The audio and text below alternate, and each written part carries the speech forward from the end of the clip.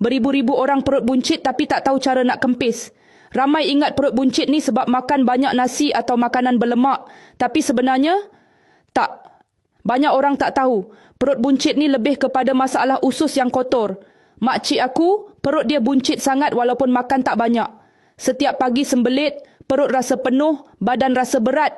Tapi bila timbang, berat tetap sama. Tak ada perubahan langsung.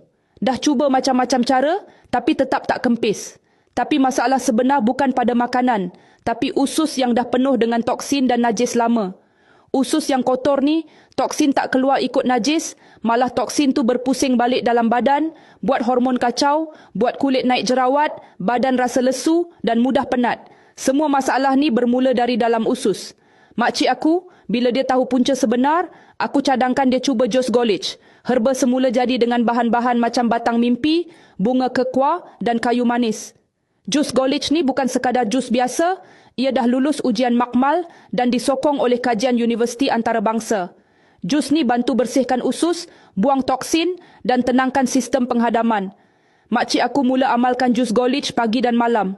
Jus ni senang dalam bentuk cecair, buka sachet terus minum. Hari ketiga, dia rasa perut dia lebih ringan, buang air besar pun lebih lancar. Hari ketujuh, perut dia makin lembut, tak keras macam dulu. Lepas 2 minggu, badan dia rasa ringan, perut makin surut dan kulit pun makin bersih.